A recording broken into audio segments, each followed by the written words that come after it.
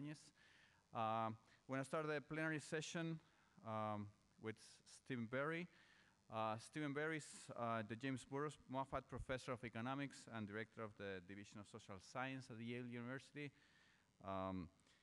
He won the Frisch Medal of the Econometric Society in 1996, was elected Fellow of the Econometric Society too, has been published in industrial organization, empirical industrial organization, and applied econometrics for many years.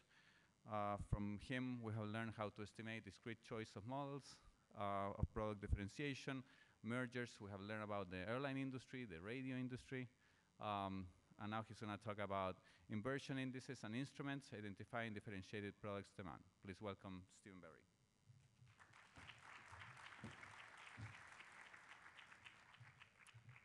Thanks for that introduction. Thanks to the hosts who put on this great event in this great venue here.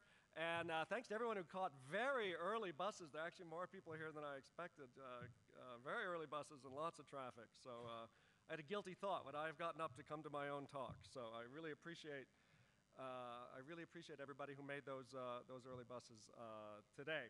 So what I'm going to talk about today is really an extension or very closely related to the very first model that we teach our undergraduates. So I teach the big 400-student introduction to microeconomics to the freshmen, and we do the supply and demand model.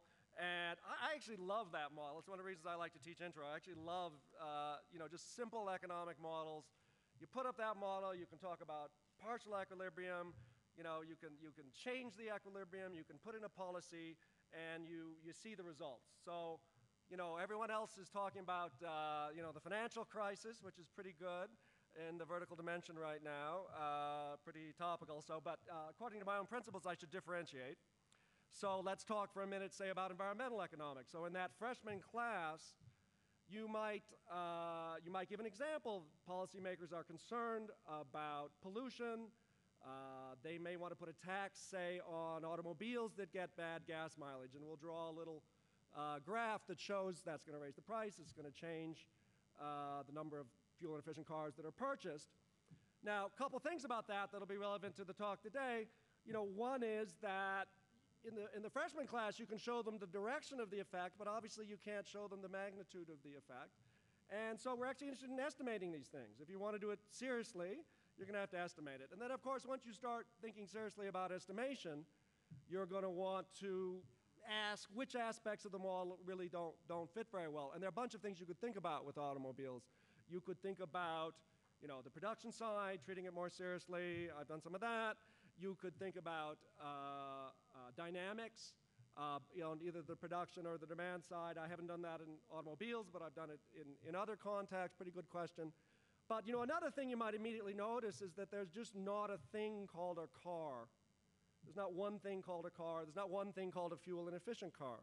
And that, really in the real world, and it's embarrassing a little bit, I think, when we teach the freshmen, that, I spend the whole first half of the course, and through that whole, more than that, even when I go to monopoly and even when I go to oligopoly, for a long time, the products are homogeneous. Right? So there's always that Q that's just the quantity in the market. But it's actually difficult to think of goods which are perfectly homogeneous. And I actually think that the profession has moved in a way that maybe we don't teach the freshmen, or I don't teach the freshmen, embarrassingly enough, well enough, which is that differentiated products, I think, have really become the standard case for thinking about demand, certainly within empirical industrial organization, but also in a lot of other fields. Certainly the standard trade theory model, Dixit, Stiglitz, Krugman is differentiated products. Macro models often now have similar kinds of differentiated products. Demand side, so I was trying to think of good examples of, what markets are homogeneous. Well, Bengt gave us examples yesterday, actually. But part of his point was people actually had to work to make them homogeneous. They actually had to mask something about the underlying differentiation or ignore something about the underlying differentiation to sort of get the advantages of them being homogeneous. So even underneath, those goods are actually not really exactly the same.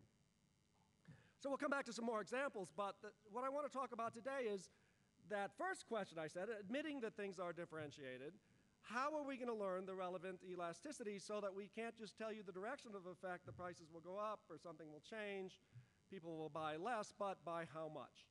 And I'm not going to really not talk about econometrics in the sense of estimation. I want to talk about, in general, what kind of data sets can we use to learn about these elasticities that we're then going to use to make all kinds of policy counterfactuals, whether they're in environmental policy or trade policy or any place else. What's kind of the nature of the data that we need, and what kind of just broad assumptions are we making that are going to let us identify the demand? Okay, so it's not going to be talking about estimation, and it's not going to be talking about a particular market. It's going to be a talk about identification. If we ignore problems of sample size, how do we tie together assumptions and kinds of data that will let us learn about the elasticities that we're going to need to have to do the trade counterfactual or whatever kind of counterfactual it is that we want to do. So I think I actually mostly just said that. Now I've emphasized demand. Supply is just as important, and if we had another hour, we could go on and do that. So if I talk really fast, which would be bad, I'll have a slide or two on supply at the end. But otherwise, we're just going to leave that for a different time. There are two aspects of supply we could have talked about. One is pricing, conditional on the kinds of products, and then the other is the choice of the kind of products or entry that might be in the market. And those are obviously going to be necessary things, and we'll leave them mostly for another day. Okay, to illustrate, I think, how the profession has changed from mostly thinking about homogeneous goods when they're doing policy counterfactuals to mostly thinking about differentiated products, you might look, for example, at the new antitrust guidelines that have been published by the US Department of Justice. And the classic thing in the antitrust guidelines, and they're still in there actually, is to think about concentration, to think about how many firms there are, which is a really natural thing that comes out of a Cournot model or a homogeneous goods model, just kind of what's the concentration ratio, what's the Herfindahl index. But if you read the guidelines now, those are mostly in as a first cut. And after that first cut, if there's enough concentration to think or to worry about a merger in this context, they then go on and talk about what they summarize as a diversion ratio. If the price of one good rises, where do the customers who leave that? Really a statement about own and cross-price elasticities. The own elasticity is going to tell you how many people leave, and the cross-price elasticities are going to tell you where they go. And they say, look, if you've got two goods which are currently produced by different firms, and they divert to each other a lot, that is to say they have a high cross-price elasticity between them, really, you should worry about a merger that puts those firms together. So, in the automobile industry, you should worry about firms that produce products that have high cross-price elasticity. So, in the United States, when Daimler bought Chrysler, the antitrust authority said, look, they don't really produce products that compete together. So there's a big airline merger in South America right now. Someone reminded me yesterday. The question would be, are they producing products that have high cross-price effects, or are they in completely different markets? They have unrelated networks. Now, in many cases, this is really an empirical question. You can't just go out and find out what's the level of a cross-price elasticity. You can maybe think intuitively about which ones might be higher and lower. But again, that's really an empirical question. I've talked to the antitrust agency in Europe, which currently has a tender out for people to run all kinds of fancy differentiated product demand models. They want the computer code to run those models and to give them the answer. And they sort of asked me just really briefly, not much, unfortunately, what I thought about that. And my first thought was, I'm not so much worried about the computer code. I'm worried about actually whether you have the data in these cases to reveal these substitution effects or not. Because, just running a procedure, cranking a particular estimate is not going to give you the right answer if you don't have the kind of variation in the data that's going to reveal those elasticities to you. So again, that's an identification question. In principle, what kind of data would you need to reveal those things that you're going to need to run the antitrust analysis? Another example, a colleague of mine just moved to Brown. sort of came from I.O. and started thinking about school competition. And again, a very common thing to think about competition in the education literature, and I'm simplifying, I apologize, is to think, do people have a choice? Do they not have a choice? She found hundreds of papers which had regressed school performance on school concentration. And again, that concentration notion really particularly makes sense if schools are homogeneous, if everyone faces the same kind of choice set. But her point was it's much better to think about schools as being differentiated products, that you care about distance to the school, you care about the quality of the school. In the United States, a very common finding is people care about the ethnicity of the students in the school. If you're an African-American parent, are you willing to send your child to an all-white school, for example? Or are they going to feel uncomfortable there? People are going to make trade-offs between these characteristics, and depending on the choice set that you have and the exact characteristics of the schools, parents are going to make different choices. And those choices aren't going to be just about quality. It's not just a pure vertical dimension. There are these other horizontal dimensions that are going to influence people's choices, and you're really not going to know the effect of school choice unless you have a fairly realistic model of differentiated products, schools as differentiated products. And actually, just put a local flavor on it, she's also working with our student at Yale, Chris Nielsen, who has this, collecting this wonderful, it seems, data set on school competition in Chile. It seems like in Chile there's a different notion of privacy. He was telling me he has all this amazing data. He has mother's birth weight, their social security number, I don't know. He's asking questions in the United States. If you ask the question, you might go to jail. I don't know, but he's got the, I guess it's what, when you have a country whose president is an economist, they'll give you data, so that's great. Now, I said that trade and macro also have really moved, and of course, part of Krugman's Nobel Prize was about, almost this sentence, and actually I think this is almost worthy of a Nobel Prize, of course, because I'm an I.O., the sentence, trade is like I.O., and trade people should think about differentiated products. They should think about entry, the part we're not doing today. They should think about the fixed costs that lead to entry or to not entry. And so that's great. Let me poke slightly back at my trade and macro colleagues, though, which is that a lot of times in these models, it's a really pure symmetric model of differentiation.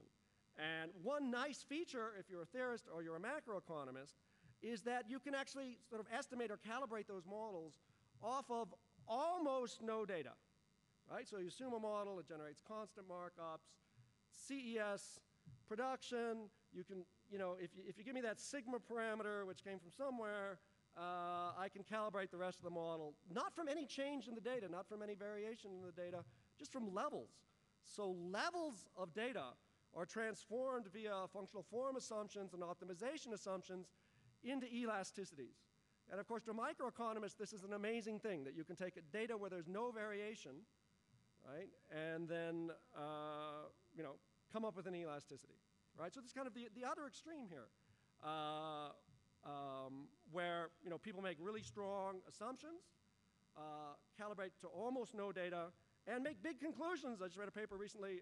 The production side was fit to, for each industry, was fit to one number, one aggregate US number, and to the degree that the world, throughout the firms, did not match the implications of that one number. It was a datum set, not a data set. The conclusion was that the world is horribly distorted, right? So you have one number. If the world doesn't match that, you reject the world. Okay, so I'll stop making fun of my macro colleagues because they actually have bright things to say about other things.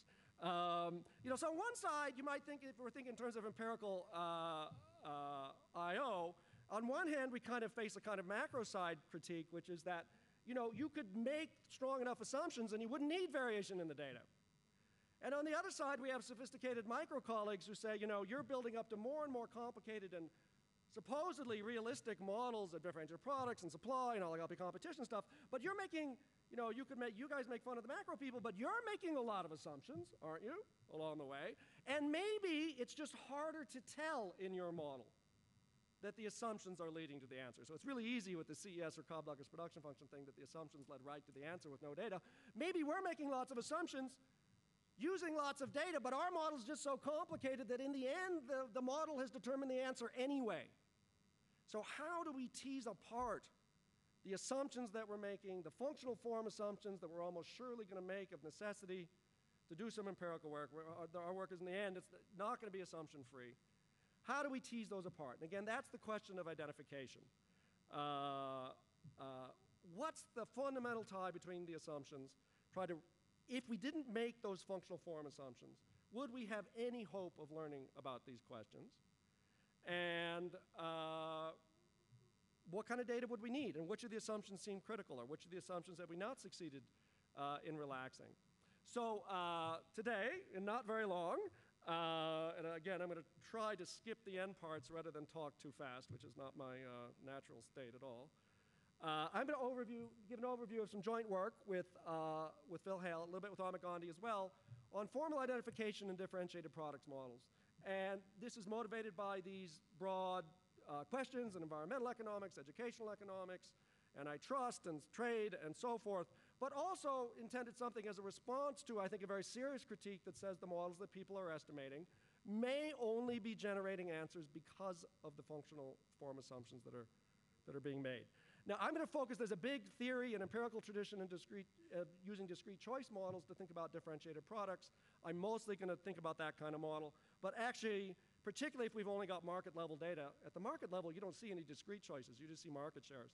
And a lot of what I say will apply to continuous demand systems as well. Given that demand system, it's going to apply to oligopoly models, and a little bit even applies to simultaneous equations generally. So it's a whole series of papers. If you want to see a proof and you really want to see all the technical assumptions, you're going to have to read the paper. I'm going to try to give you just kind of the broad assumptions, what I think are really the critical ones, and really try to focus in on the question of what kind of data in principle do you need to answer these questions. So here are the set of papers, and they're all, for example, on the Coles website at Yale if you want to download them. Okay. So I've said a lot of this already. It's a market with differentiated products, whether it's cars or schools or whatever. It's either discrete choice, that'll be my primary thing, or it's not. On the supply side, we'd have price-setting oligopoly firms. I'm not really going to have time for that today. We're going to have at least data at the market level. So what's the primary kind of data we're going to see? We're going to see the prices of firms. We're going to see that the firms are charging for products. We're going to see characteristics of those products that are going to describe the way in which they're differentiated. Maybe there's some kinds of portions of the differentiation that we don't see, actually, that aren't in the data set. And I'm going to worry about that a little bit. We're going to see the market shares, which we can think of as being choice probabilities. Actually, I don't have here. Hopefully, we're going to see maybe some cost shifters that move those prices around. And even better than data at the market level, and hopefully we'll get to just a hint on this, we might also get some data that matches consumers to choices. And again, the goal is the same goal as it is in the second week of that intro class that we mentioned, which is to write down a partial equilibrium model and make a counterfactual prediction about an interesting policy, whether it's in trade, education, environment, et cetera, mergers. There have been a lot of studies that do this. I think there are hundreds at least of studies that use some kind of discrete choice model, differentiated products, things I haven't mentioned, housing choice, residential sorting, media choice and media bias, where one of the characteristics of the good is whether it's left-right in the political spectrum, and so forth. So it's just a partial list here. Okay, so again, I'm not going to be that formal today, so I'm not going to give you that formal a definition of identification. But the point is that we're going to assume away the problem of sample size. So it's not about estimation, although, really in the end, we're going to have to worry about that when we do something for real. And instead ask, what could we learn in principle if we saw the population distribution of the observed data? So we think about the population distribution, we make some assumptions, and we ask what part of the underlying primitives could we uncover from that? So it's actually as much a theory question as it is an econometrics question, because we've assumed away the problems of sample size. And there's a lot of theory work that asks about identification from revealed preference and so forth. And a key question here then is, are the functional form or distributional assumptions, are they just approximations that we've used for estimation, or are they something that we actually couldn't get rid of, right? If you want to estimate production function parameters from one data point, you really do need to assume Cobb-Douglas and static optimization, the capital is chosen statically. Right? That's necessary. It's not just, in that case, the Cobb-Douglas is not just a handy approximation. It's absolutely necessary to get the conclusion from the data set of size 1. Okay? Are we doing something like that? Or are we doing something that, at least in principle, as we got more data, we could relax the functional form assumptions that we're making. Now, another reason to think about identification is it might be a step toward actual non-parametric estimation, but I'm not actually suggesting that you go out and necessarily do non-parametric estimation.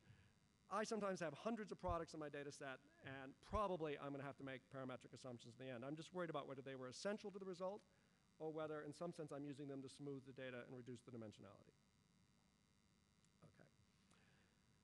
So I want to argue that formal identification is interesting, even if we're going to use parametric models in the end. And today, I'm going to focus on what instruments are needed and useful to get to the answer. So an instrument here is going to be an exogenous source of variation that moves the choice set and the prices around and reveals something about demand that I can make an inference from. And I'm going to need some assumptions still. I'm not going to get rid of all of my assumptions. Now, for people who think a lot about demand estimation, I apologize for being a little remedial here, but just to focus ideas, let me focus on two classic issues in the identification of demand.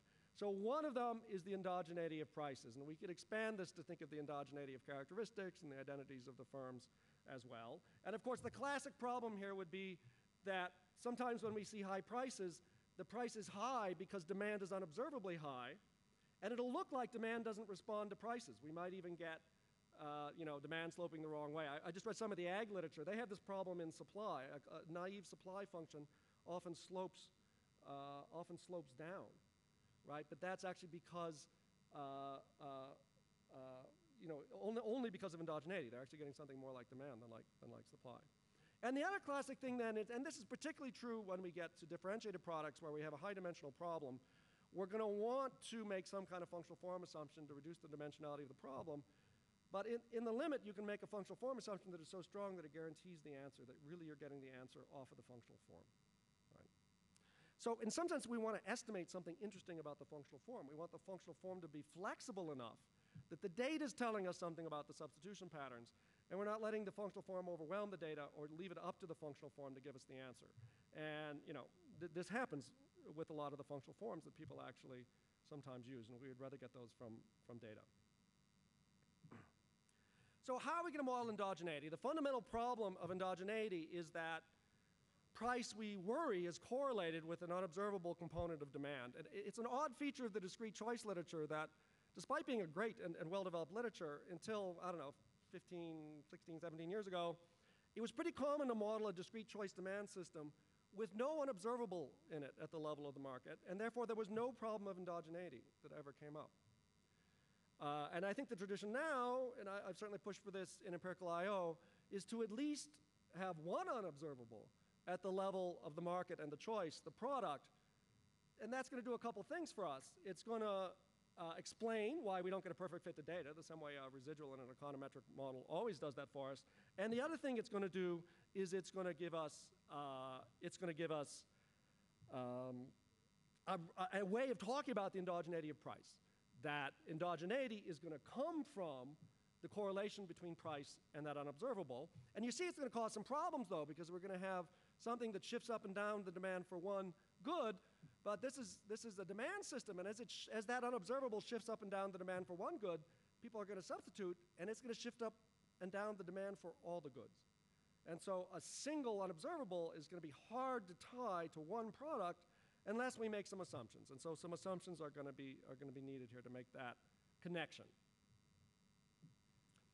Okay, again, you can make a strong enough functional form assumption that you can estimate cross-price elasticities off of almost no data. So, I beat up on the CES that the macro trade guys use a lot, but actually a pure market-level discrete choice logit is almost no different. Indeed, a logit with log price is almost indistinguishable from the CES. And in the context of industrial organization, there was actually a group for a while that was pushing the US Department of Justice just to assume that everything was logit, market-level logit, with very little heterogeneity. And the pitch was, the great thing is now we know what's going to happen in a merger from almost no data, because the functional form will give us the answer with almost no data, which they thought was a feature, and I would say is actually a bug, that you don't want the answer driven just by the functional form, whether it's CES or logit. Okay, but let me start with the logit anyway to tell you about these three things I said in the title that we're going to have, which is we're still going to have some functional form assumption to pin down the role of the errors. I'll call that the index assumption.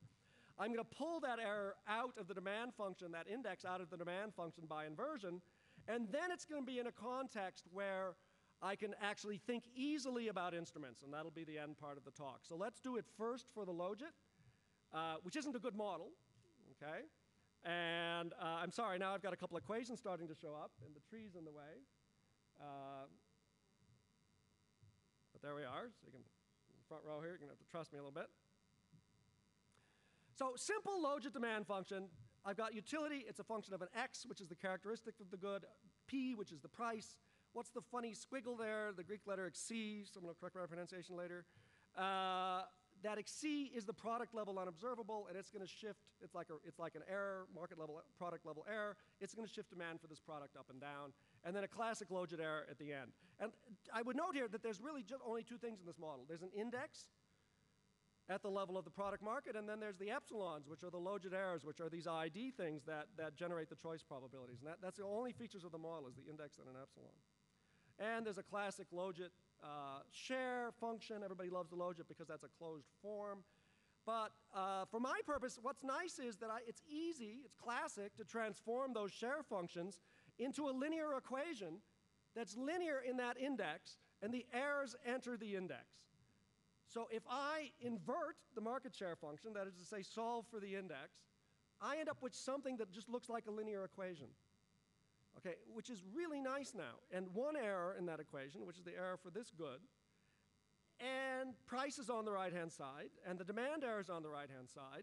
I worry about those two things are correlated. And that looks just like something I'd estimate, indeed can estimate, by two-stage least squares. And what I need is I would need one instrument, because I've got one parameter on price, and that instrument has to be something which isn't demand, isn't correlated with demand.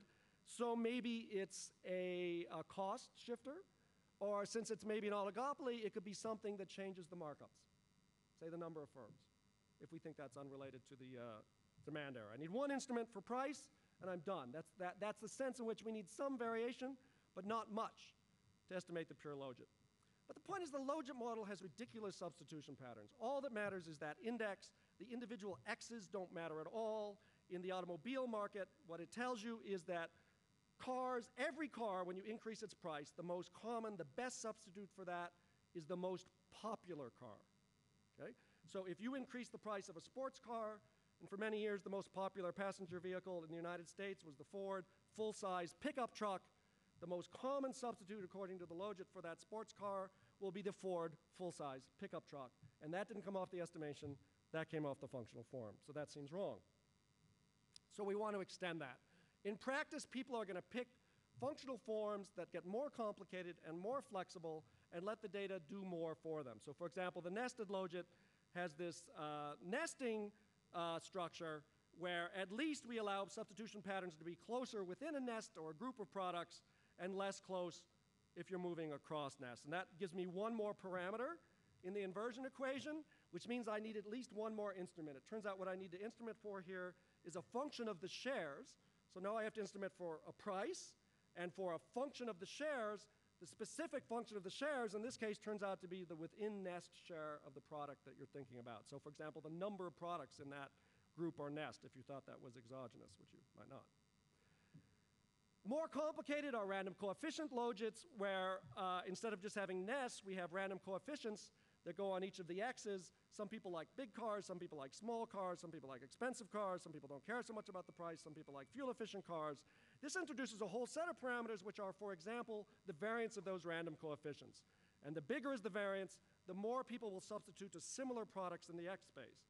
So now I have another set of things I have to instrument for, another set of sigmas, not just one sigma on a nest. This is where people start get lost, which is what are the instruments for those sigmas, because I can no longer write down an inversion that is linear in the parameters.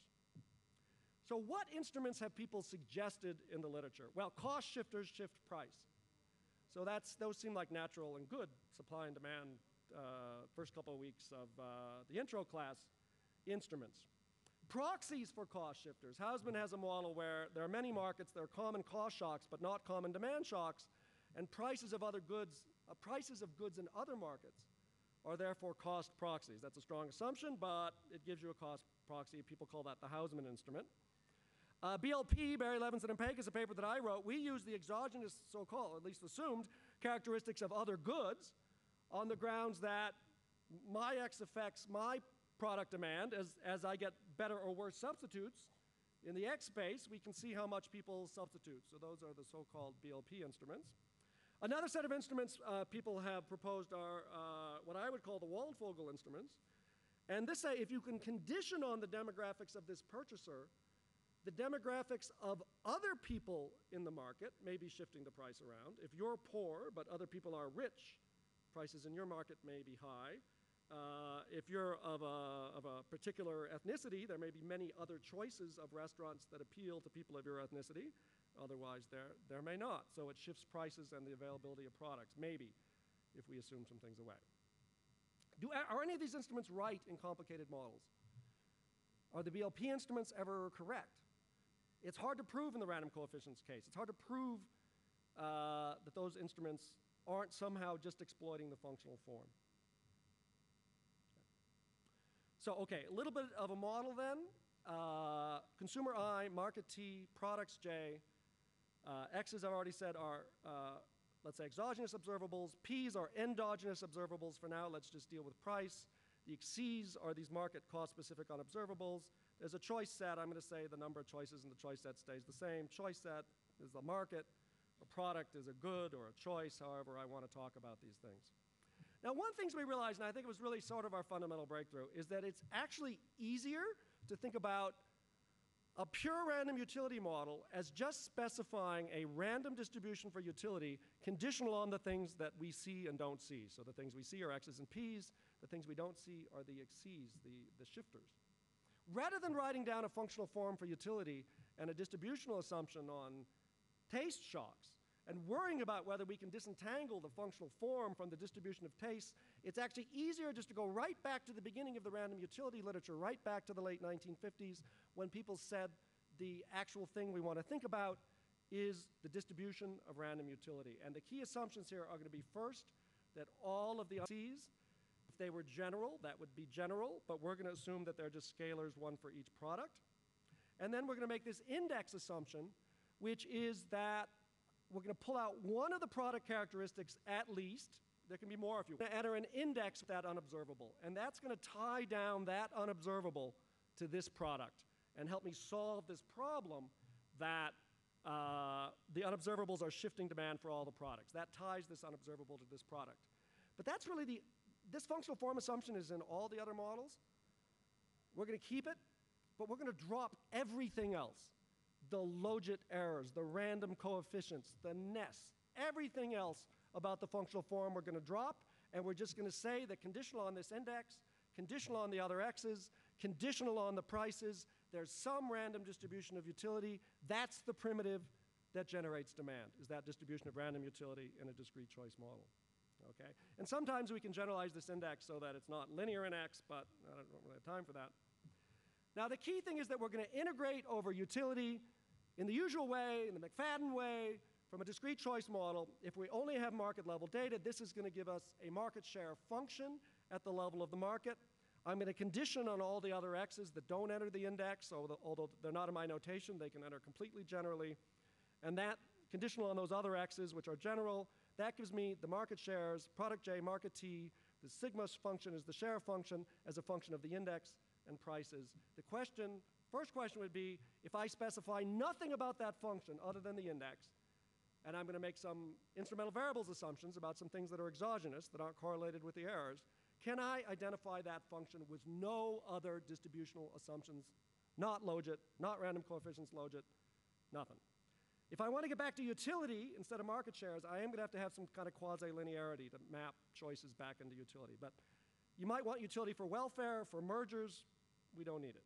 If you just want to see what happens to price, I'm not going to spend much time on this. I've done discrete choice. We could do continuous demand instead. We can transform continuous into shares. And in discrete choice has natural substitution patterns. With continuous demand, we can even deal with a little bit of complementarity, but we don't have time for that. We've assumed this index, and this index is going to enter linearly into the market share function.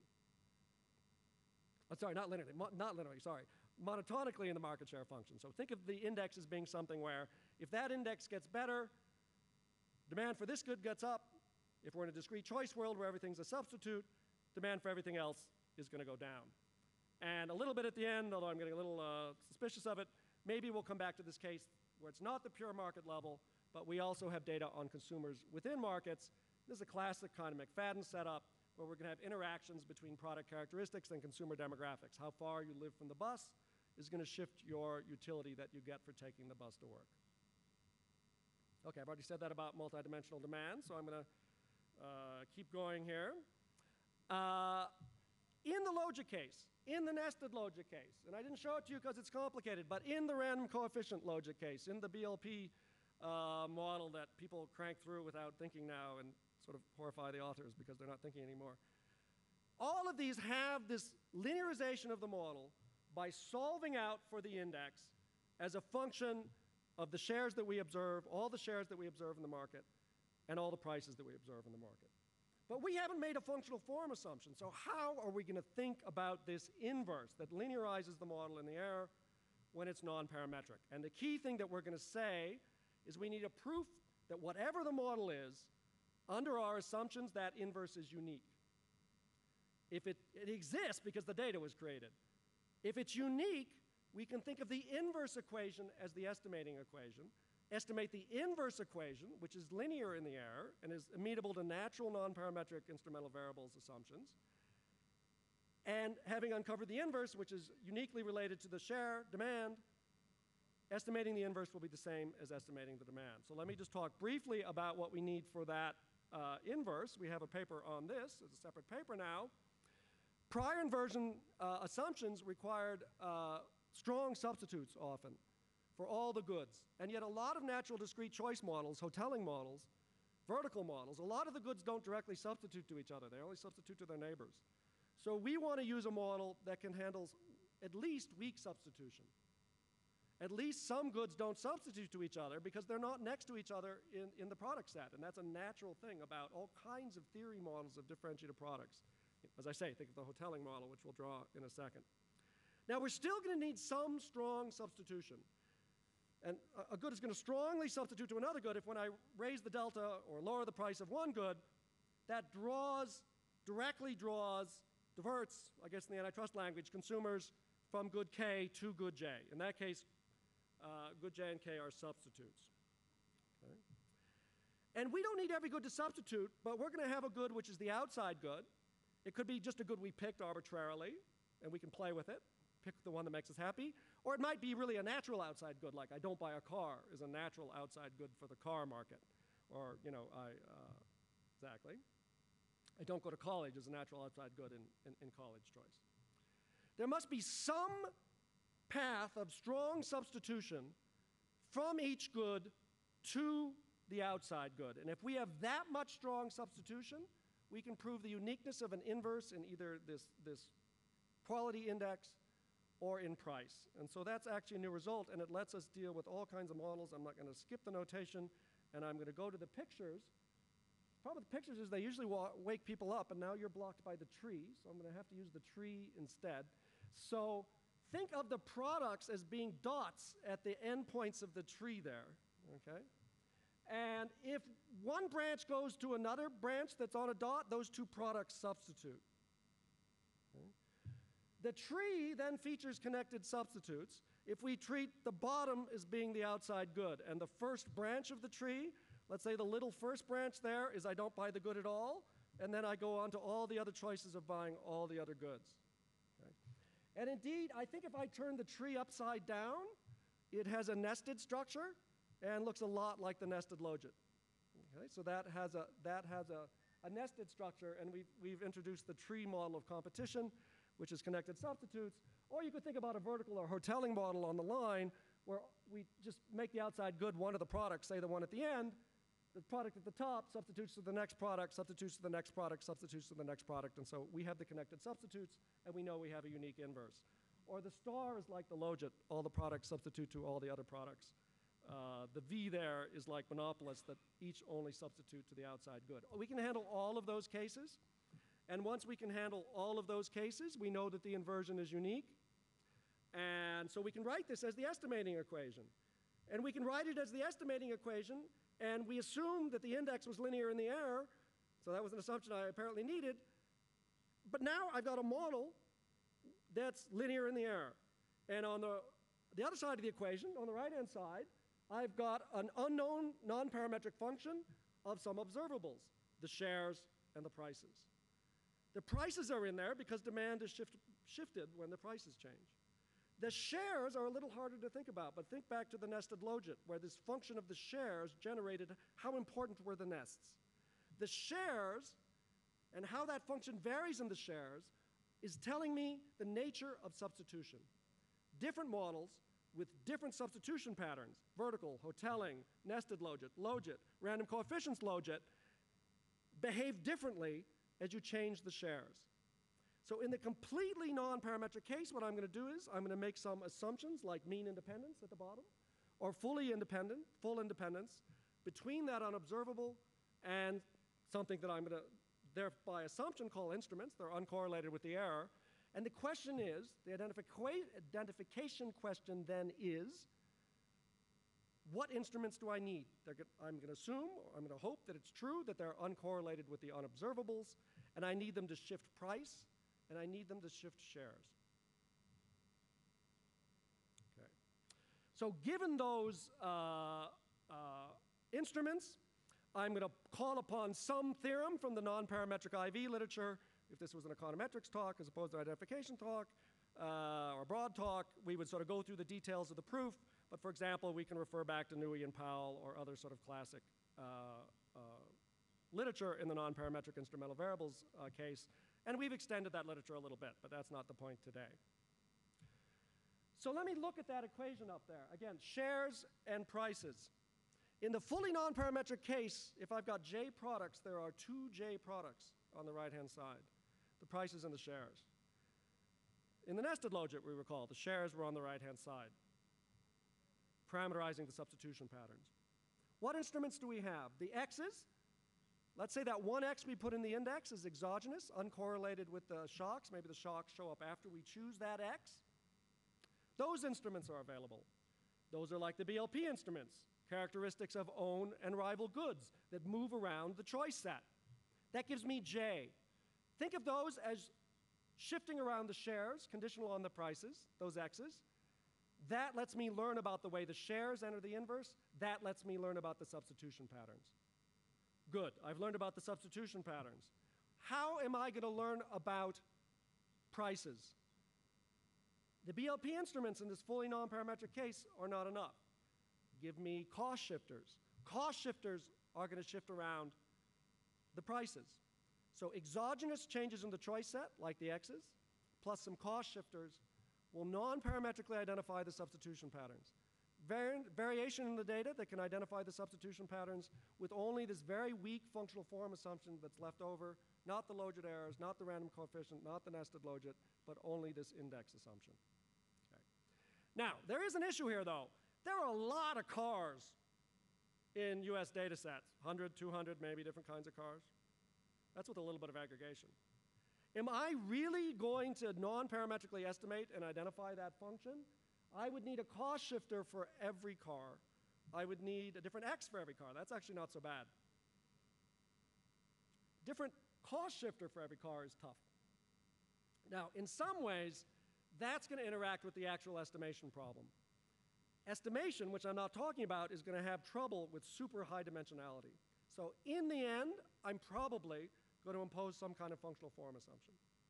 I'm going to not do the fully non-parametric case unless maybe I'm in a world that genuinely features a small number of choices. A small number of choices would be, say, voting, differentiated candidates, 2 or 3 choices. Fine, maybe I really do that non-parametrically. Here, I'm going to probably impose a functional form assumption, but why am I doing it? A, I have to somehow reduce dimensionality for estimation. B, I can tailor that functional form assumption to the number of instruments that I have. How many instruments do I have that really shift around the prices? That's going to be the constraint in the end. Not something sort of theoretical about the way the model works, but how much variation is actually in the data. I could, for example, take price and put it over on the other side in an index. If price entered the index, there'd be only one price parameter to estimate, and I could get by with one cost shifter.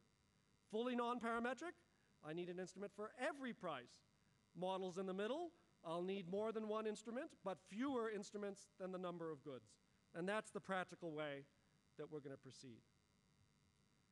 Okay. It's 10 o'clock. If somebody wants to leave for the 10 o'clock session, otherwise, should we go to what, 10 after? When do we start? Should we do the full hour? Okay, so we'll do the full hour, but if you're bored, you can get up and pretend to be leaving for the other session. But most of the sessions are at 10:30. So we'll go to 10 after, quarter after? When should we go? 10:10, perfect, okay, good. I've gotten, that thing I just said was the thing I really wanted to get to, right? About how much variation in the instruments do we need in that market data case. Okay, that's the thing I really wanted to get to. Lots of products, no parametric assumptions other than the index. I'm going to need lots of instruments. Okay, so I've already suggested one thing to do. I may have to restrict the way the price enters the problem in order to match the functional form to the number of price instruments that I have. Maybe I have price instruments that vary according to the location of the product. The car's costs vary according to whether they're Japanese or German or American or whether they're made in the American South or the American North, but at some point I'm not really going to say that I have 100 different instruments. So I'm going to reduce the functional form to account for that. So that's one thing we could do. Another thing we could do is we could get more data, because I've been dealing at the level of the market, which might be giving away a lot of information about demand. Many cases, the classic McFadden case of discrete choice, was that we had data at the level of the consumer. So let me add some more data. An indicator for the choice of a given consumer in a market. But actually, just that indicator doesn't help me very much, because if all I had were those indicators, all I could do with them was sum them up into market shares, and I already said I observed market shares. So that's not what helps me. What helps me is if I see some variables that match the characteristics or demographics, attributes of consumers to the choices, and that involve interactions between the consumers and the choices. Classic things are the distance between where I live and the hospital, the school, the retailer. Right? It changes the choice set for different consumers depending on how close you live to those choices. And of course, you have to assume that's exogenous, which means you've sorted out, you have assumed away various kinds of sorting and so forth. Or demographics may just interact with product characteristics. Family size times car size. In the United States, 2 or more children is a great predictor of buying a minivan. Right? So that's an interaction between a household characteristic and a characteristic of the product. Or household exposure to advertising is another example. Let me do a similar kind of argument, fast, we'll leave it to the paper, with microdata that I did with the market level data. So for me, the market is macro, if you want. So this is micro. Now let me let the X's, the product characteristics, enter utility completely unrestricted. No restriction on the way the product characteristics enter the problem, but I'm going to have an index in the unobservable and this consumer product attribute Z, one of them, at least one of them. And all the other Z's, all the other product attributes, I can condition on and let enter the model in a perfectly general way. And every parametric example that I've seen has this assumption in it, plus way more assumptions, way more assumptions. Assumptions on the distribution of taste, the linearity of utility in those tastes, and other characteristics, and so forth. Now, the sigmas are not market-level choice probabilities. They're Z-level choice probabilities. For every different consumer or every different index of consumers, of the consumer, in the data, we could, in principle, this is identification, give me lots of data, although frankly there often is lots of data on consumers. I can find out that the probability that this type of consumer buys the product. So now I have variation in choice probabilities within the market, and that's extremely powerful. It's extremely powerful because it's like a fixed effect. The product level unobservable is being held fixed while we change the Z1. We can even let the product level unobservable change as we change the other Z's that don't enter the index. So we get this kind of fixed effect argument that what we're going to do is we're going to look for people. Let me call that person a Z bar in market T. So I'm looking at school choice, or I'm looking at voting. Let's say that. I looked across different precincts of voting, and I look for a demographic of the person who votes for a candidate with probability a quarter or a half. In that market, there's the kind of person who votes for that candidate with probability 1/2. And that's the Z bar, where R is the purchase probability vector, and it's a half. We're splitting between the two candidates, let's say. Across different precincts or voting places, that Z bar may differ because people will have different unobservable tastes. The unobservable tastes are those exceeds. Okay? And again, no time for the details, but it turns out we can now invert. We're going to make the same connected substitutes assumption, and we're going to invert for the level of the index that matches those Z bar people to the choice probability. So we're going to say there's the direct map between the choice probability and the kind of person who purchases with that probability. We're going to invert that. We're going to have the choice index evaluated at that Z bar. And now it turns out, don't have time to go through the argument, we can hold the R fixed. There's a kind of fixed effect argument then. The exceeds drop out. It turns out those R's are going to reveal to me the substitution patterns without any instruments at all. So what the micro level data gets me, it gets me the substitution patterns with no instruments. I'm still left with the problem of endogenous prices. Okay? But I also get new instruments, not just cost shifters, but these Waldvogel instruments, which is I condition on whether I'm rich or poor, but I say the price in this market is being shifted by whether other people in the market are on average rich or poor. If I'm a poor person living in a rich neighborhood, I face high prices. Okay, and again, that's ruling out sort of direct spillovers and sorting. So now the Waldvogel instruments work. And I don't have time, but we have another example where we make some other, even stronger assumptions on utility. And in that case, the BLP instruments, even alone, work. So this microdata substitutes, that's the wrong word, sits in for a lot of the instruments, but not all of the instruments. We still need something that's moving the prices around. But for example, if price entered the index, which is one parameter, I could learn about all the substitution patterns from the microdata, and I would need one cost instrument then to get the effective price in the index. So I'm down from 2J instruments potentially to 1 with stronger data. Can't talk about the supply side. You can read the papers. It's fascinating, trust me, particularly if you like oligopoly. I'm not going to talk about the simultaneous identification of supply and demand, which actually gives a constructive proof of identification. And if you're into that, it's fascinating. Trust me, you can read it. But let me conclude then by saying, we think, anyway, maybe I guess we would, that we have a mostly positive overall message. What do you need to learn about this class of models, making only this index assumption? On top of that index assumption, what you need are just classic IV assumptions. To estimate supply and demand, you're going to need something that shifts price. You're going to need something that shifts the choice set. Something that's exogenous that shifts price. The more flexible you make it, the more instruments you need. Something that changes the choice set that's exogenous. The more instruments you have, the more flexible you can make that. That's just a classic IV result. It holds in this case. The fact that the random coefficients logit looks complicated or something doesn't change that.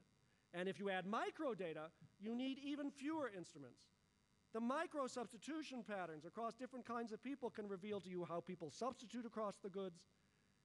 Now I'm in a really classic demand case, where what I need is something that shifts the price. But because we're in a richer case, we have classic cost instruments. We have other exogenous things that shift the choice set and don't enter this demand of this good directly. And we have these Waldvogel instruments as well, which have been used in the literature, but not always well explained why they're right. So, we'd like to say that, people threw some pretty good questions about identification. Could we do this semi-parametrically? Did we really have to assume random coefficients logit? Turns out we can actually identify much less restrictive models with still some assumptions, and they really come down to just these classic IV kind of instruments, classic kind of notion of the kinds of exogenous variation that you would just think you need, variation in choice set, variation in prices that comes exogenously to learn about demand. And I listed all those applications at the beginning. So I think then the bottom line is really we should go back to the applications, because there's something going on if we have sufficient variation in the data, and it's those applications, those counterfactuals, that in the end we should really care about. Thanks.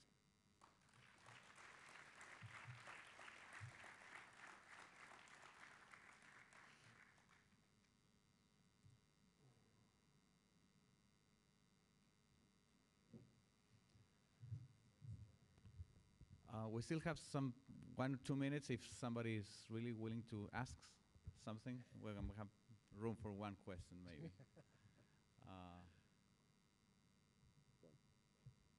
The one question standard is kind of intimidating, right? Yeah, I guess so. Yeah, so nobody wants to pick that. Okay, so let's go for coffee now. The coffee is going to be inside instead of outside. Thanks for coming.